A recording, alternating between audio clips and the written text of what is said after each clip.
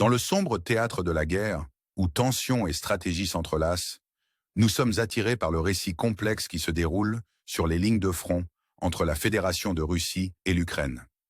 Imaginez-vous au milieu des vastes étendues de la région sud du Donbass, où l'air est épais d'anticipation et d'incertitude. Ici, les 5e et 60e brigades russes maintiennent une offensive implacable, avançant régulièrement.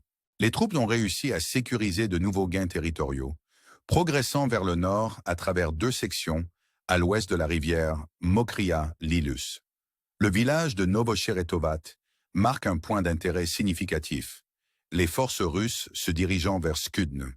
En quelques jours à peine, elles ont avancé jusqu'à 2 kilomètres, fortifiant des positions près des frontières sud-ouest de Skudne.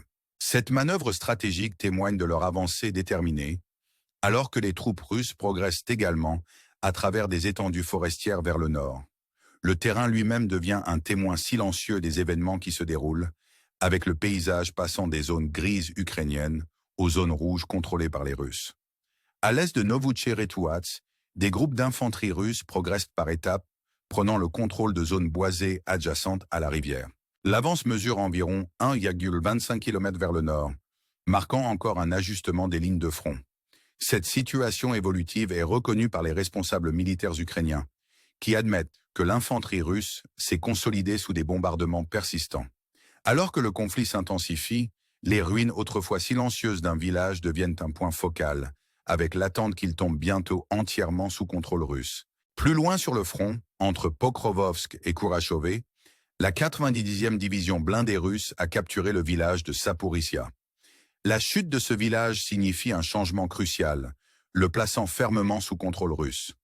Les lignes de front ici ont été ajustées en conséquence, l'armée russe portant son attention sur Probragenka, en particulier son flanc sud. Pendant ce temps, les forces ukrainiennes restent résilientes, lançant des contre-attaques dans le village d'Uspenevka. Là, des véhicules de combat ukrainiens, chargés d'infanterie, engagent les troupes russes retranchées dans la partie orientale de la localité. Les escarmouches en cours soulignent la résistance farouche des forces ukrainiennes, maintenant leur emprise malgré une pression incessante. Alors que la bataille pour le contrôle fait rage, l'importance de cette section du front devient de plus en plus apparente. Les forces ukrainiennes sont déterminées à empêcher une avancée russe vers la frontière de l'oblast de Dnipropetrovsk.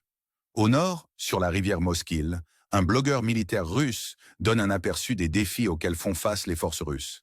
L'assaut mécanisé prévu par la première armée de chars près de la localité de Lassova ne s'est jamais matérialisé, les forces ukrainiennes ayant réussi à neutraliser 5 véhicules de combat avant qu'ils n'atteignent la ligne de front. Ce revers souligne la résilience redoutable des défenses ukrainiennes. Fait intéressant, le même blogueur militaire russe mentionne une avancée du 133e régiment de chars russe au nord du village de Stebovo-Noveselivka. Malgré des rapports sur cette prétendue progression, la situation reste fluide, avec des escarmouches en cours et une incertitude quant à l'ampleur réelle des avancées russes. Le désir de capturer le village est évident, mais le résultat reste enveloppé d'ambiguïté.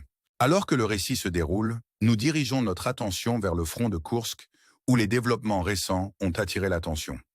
La 34e brigade motorisée russe a lancé des attaques terrestres étendues dans le village de Bagribki, la localité la plus au nord précédemment sous contrôle ukrainien. Le succès russe dans cette zone est souligné par des images de drones montrant des soldats posant avec des drapeaux, confirmant le contrôle sur la partie centrale du village. La chute de Bagribki marque un développement significatif, alors que l'armée russe sécurise au moins la partie nord, tandis que les forces ukrainiennes perdent du terrain dans la partie sud. Le village d'Arlovka, ainsi que la partie sud de Bagribki, tombent désormais dans la zone grise contrôlée par les Russes. Cet ajustement des lignes de front reflète les changements en cours dans le contrôle territorial, les forces russes avançant jusqu'à 2 km vers le sud. Au milieu de ces développements, l'armée de l'air russe mène une attaque aérienne combinée, déployant des drones de combat et des missiles dans une opération nocturne. Les défenses aériennes ukrainiennes, actives toute la nuit, signalent l'abattage de nombreux drones et missiles. L'attaque entraîne des dommages aux infrastructures civiles dans des régions comme Kiev et Jytomyr, soulignant le tribut incessant sur les non-combattants. Alors que l'aube se lève sur un paysage marqué par le conflit, les ramifications géopolitiques de ces manœuvres militaires s'étendent bien au-delà du théâtre de guerre immédiat. Les canaux diplomatiques bourdonnent d'activité alors que les dirigeants sur la scène mondiale luttent avec les implications des hostilités en cours. Le président russe, dans des remarques récentes, a signalé une volonté de s'engager avec les États-Unis sur des questions de ressources stratégiques, notamment les éléments de terres rares. La Russie propose un échange impliquant la fourniture de 2 millions de tonnes d'aluminium, conditionné à l'ouverture des marchés américains. Cette ouverture se produit dans un contexte d'intérêt accru pour la richesse minérale vaste de la Russie, en particulier à la lumière des récentes déclarations de l'ancien président Trump exprimant un vif intérêt pour les ressources en terres rares. Pourtant, alors que ces ouvertures diplomatiques se déroulent, l'élément humain du conflit reste omniprésent. Sur le terrain, les réalités de la guerre continuent de façonner la vie de ceux qui se trouvent pris dans son sillage. Le président ukrainien se trouve au centre d'une narrative complexe, avec des allégations de la part de la Russie suggérant une aversion pour les pourparlers de paix. Selon ces affirmations, le maintien de la loi martiale exclut la possibilité de nouvelles élections, une situation prétendument manipulée pour maintenir le pouvoir. Ces assertions sont accueillies avec scepticisme, mais elles soulignent le réseau complexe de manœuvres politiques qui accompagnent souvent les engagements militaires. Alors que la poussière retombe sur une autre journée de conflit, la question du leadership et du chemin vers la paix devient essentielle. La communauté internationale observe avec une attente fébrile, consciente que les enjeux dépassent la région immédiate. Le spectre d'une escalade supplémentaire reste une menace constante, avec des implications qui pourraient résonner à travers le monde. Le rôle des grandes puissances, y compris les États-Unis et la Chine, devient de plus en plus critique pour naviguer vers l'avenir. Les récents commentaires du président russe suggèrent qu'un groupe de paix, impliquant potentiellement la direction chinoise, pourrait se réunir à New York pour aborder le conflit ukrainien. Les détails de ce rassemblement proposé restent enveloppés d'incertitudes, mais ils représentent une lueur d'espoir au milieu des turbulences. Au milieu de ces développements, la résilience et la détermination de ceux sur les lignes de front restent un témoignage de l'esprit endurant de ceux qui se battent pour leur patrie. Les changements stratégiques, les engagements militaires et le discours diplomatique s'entrelacent pour créer un récit aussi complexe que captivant. Le conflit, avec ses multiples facettes, sert de rappel brutal des défis et des opportunités inhérents à la poursuite de la paix. Alors que le monde observe, la question demeure. La diplomatie peut-elle prévaloir face à de telles divisions enracinées, ou le cycle du conflit continuera-t-il sans relâche? Cette saga en cours nous invite à réfléchir aux implications plus larges de la guerre et de la paix, incitant à un examen plus approfondi des forces qui façonnent notre monde. Alors que nous naviguons dans les complexités de ce conflit, nous sommes rappelés au pouvoir du dialogue et au potentiel de changement. Le récit du conflit russo-ukrainien offre un rappel poignant de la nécessité d'une vigilance et d'un engagement continu. Il nous pousse à considérer notre rôle dans la construction de l'avenir, nous incitant à rester informés et proactifs dans la quête de stabilité et de paix. En conclusion, la danse complexe de la diplomatie et du conflit, de la stratégie et de la survie, continue de nous captiver et de nous défier. Les événements qui se déroulent sur les lignes de front servent de microcosme du paysage géopolitique plus large, offrant un aperçu des dynamiques de pouvoir et d'influence. En plongeant dans ces récits, nous sommes rappelés à l'importance de l'empathie et de la compréhension pour combler les fossés et favoriser un monde plus pacifique. L'histoire du conflit russo-ukrainien n'est pas seulement un récit de puissance militaire et d'ambition territoriale. C'est un témoignage de la résilience de l'esprit humain et de la quête incessante de paix. En réfléchissant à ces événements, considérons le rôle que chacun de nous peut jouer pour façonner un avenir plus juste et équitable.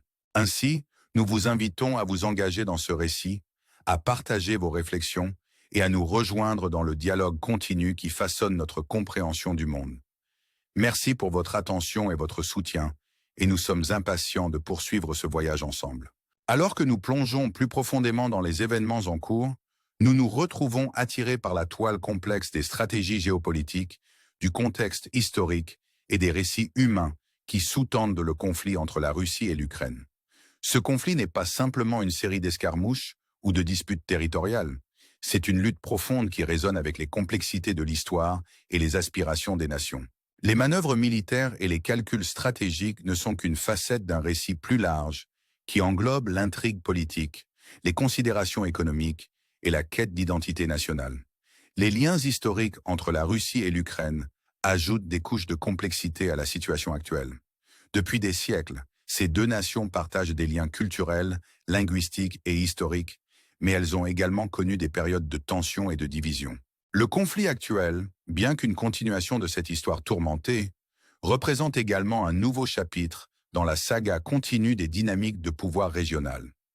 Les aspirations du peuple ukrainien à la souveraineté et à l'autodétermination contrastent fortement avec les ambitions russes d'influence et de contrôle, créant un mélange volatile qui alimente le conflit. Dans ce contexte, le rôle des acteurs internationaux devient de plus en plus significatif.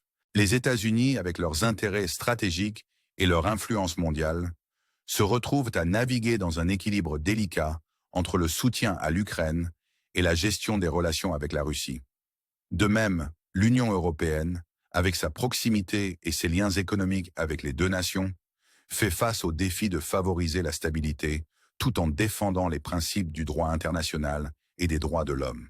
L'implication de la Chine, comme le suggèrent les récentes ouvertures diplomatiques, ajoute une autre couche de complexité au calcul géopolitique, soulignant la nature interconnectée de la politique mondiale. Pourtant, malgré les grandes stratégies et les manœuvres diplomatiques, ce sont les histoires humaines qui résonnent le plus profondément. Les soldats sur les lignes de front, les civils pris dans les tirs croisés et les familles déchirées par la guerre portent tous le fardeau du conflit. Leur résilience et leur courage face à l'adversité servent de rappel poignant du coût humain de la guerre. Ces histoires de survie et de persévérance soulignent l'impératif de paix et le besoin urgent d'une résolution au conflit. En réfléchissant aux événements en cours, nous sommes rappelés au pouvoir de la narration pour éclairer les complexités de notre monde. À travers les récits de ceux qui sont touchés par le conflit, nous acquérons une compréhension plus profonde des forces en jeu et des enjeux impliqués.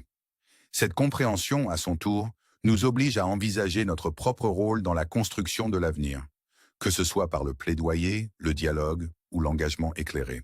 En conclusion, le conflit entre la Russie et l'Ukraine sert de microcosme aux défis mondiaux plus larges, soulignant l'interconnexion des nations et la responsabilité partagée pour la paix. Il nous invite à regarder au-delà des gros titres et à plonger dans les histoires qui façonnent notre compréhension du monde. En continuant à explorer ces récits, restons engagés à favoriser le dialogue, l'empathie et la compréhension. Efforçons-nous de construire des ponts au-delà des divisions et de travailler vers un avenir où la paix et la coopération l'emportent sur le conflit et la division. Alors que nous concluons cette exploration, nous vous encourageons à vous engager avec ces récits, à partager vos réflexions et à participer au dialogue continu qui façonne notre avenir collectif. Votre soutien et votre engagement sont inestimables, alors que nous naviguons dans les complexités de notre monde et que nous nous efforçons vers une société plus pacifique et juste. Merci de nous avoir rejoints dans ce voyage et nous sommes impatients de poursuivre cette conversation ensemble. Jusqu'à la prochaine fois, restez informés, restez engagés et prenez soin de vous.